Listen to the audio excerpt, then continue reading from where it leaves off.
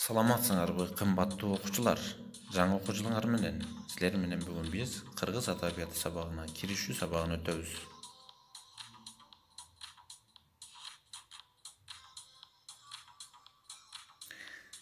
Мына дагы бир жаңы окуу жылы алдыбызда турат. Адаттагыдай эле бул жылы да силерди жаңы чыгармалар менен таанышуу кубанычы күтүп турат. Адабият сабагын окуп силер таанышуу менен тээ өткөн кылымдардын жаңырыгы болгон уламыш аңыз кептер менен таанышасыңар.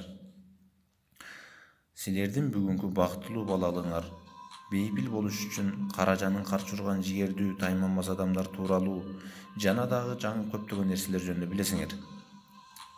Жаратылыштын сыйкырдуу сурларына саякат жасап, өрнөктүү адамдардын өмүрүн жаркын жактарынан өзүңөргө шам жагасыңар.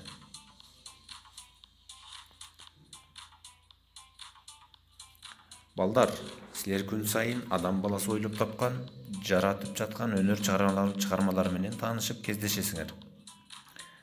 Алыска барбай эле өзүңөр окуган мектепти алалычы. Анын имараты мейли жаңы болсун, мейли эски болсун, кимдир бирөө тарабынан ойлонулуп жасалган кандайдыр бир өзүнчө бир формада, көлөмдө, бөтөнчө бир стилде курулган. Демек анда архитектура өнөрүнүн изи бар. Ал эми бул сүрөттө аны бирөө тарткан.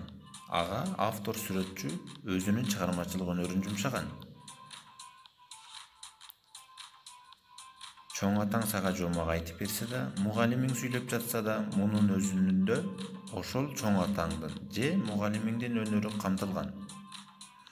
Кино, телевидение менен радио, музыка, театр мына ушунун баарына инсан аң сезими сарпталып, анын баары адамдын оюнан, иш аракетинен жаралган.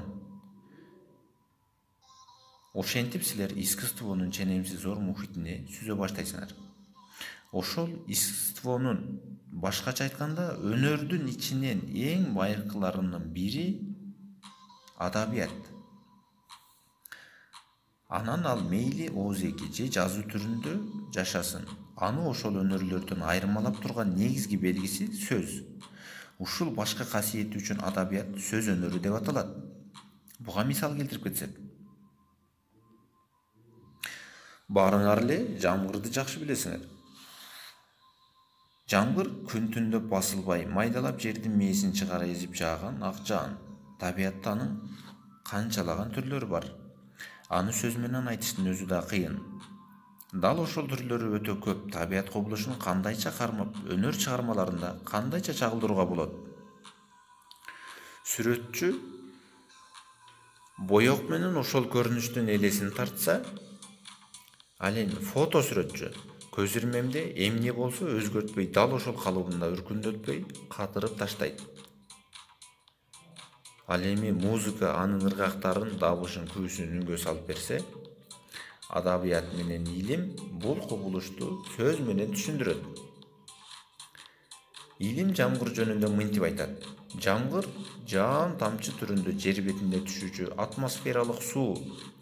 Жаан адатта муздак тамчылар менен муз кристалдарын 0 градус Цельсийдан төмөнкү температурада кармап турган аралаш булуттардан жаайт. Ал эми адабияттын илимден айырмасы көркөмдөп сүйлөйт, сөз тандап, жандандырып, көркөм сөз каражаттарын колдонуп сүрөттөп же баяндап берет. Белгилүү акын Алкул Осмоновдун жамгыр жөнүндөгү бир сабырын окуп көрөлүчү. Жамгыр жаады шатырап, күн күркүрөп, чарт-чурт этип чатырап, шу эткен легковойдун боруна балчык тийип, жамгыр суусу чачырап. Мына балдар, көрдүңөрбү? Мында автор көркөм сөз каражаттарын колдонуп, жамгырдын жааганын ушундай бир көркөмдөп бизге сүрөттөп айтып берип жатат. Ал эми залкар жазуучубуз Чыңгыз Айтматовдун ушул табияттын ошол кубулушун кандайча сүрөттөп айтып бергенине чогуу биргеликте күбө бололучу. Мына ошондо нөшөр төктү дейсиң. Тим эле челектеп койгандай төгүп жиберди. Канчадан бери жаабаган эсесин чыгара төктү. Жер силкинип алды. Көлчүк көбөйүп, бети көбүктөнүп, көп чыкты.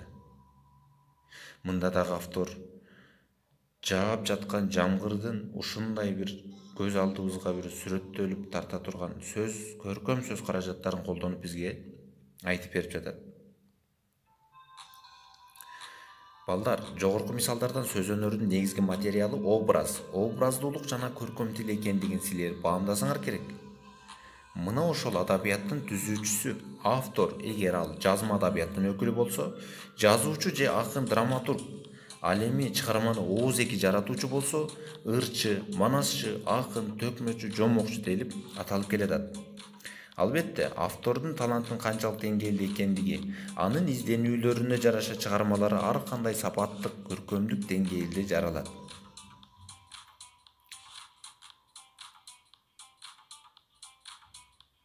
Балдар, тигил же бул чыгарманы жаратыш үчүн акын, жазуучу же ырчы материалдарды кайдан алат деп ойлойсуңар? Бул суроого белгилүү орус элинин улуу адабиятчыларынын айткан сөздөрүнөн бир сыйра карап өтсөк. Искусствонун түбөлүктүү үлгүсү табият. Табияттагы өтө улуу, өтө сыймыктуу нерсе адам. Белинский. Адабият адам таануу илими. Горький. Адабият турмушту көрсөткөн күзгү. Чернышевский.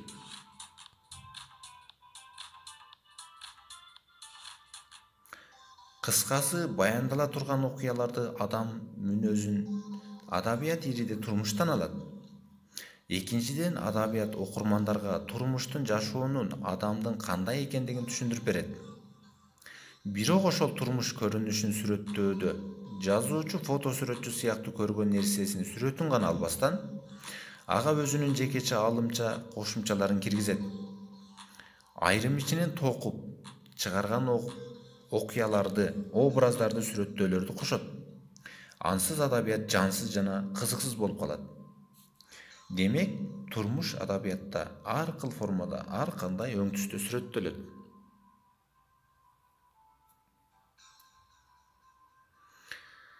Балдар, үйгө тапшырма.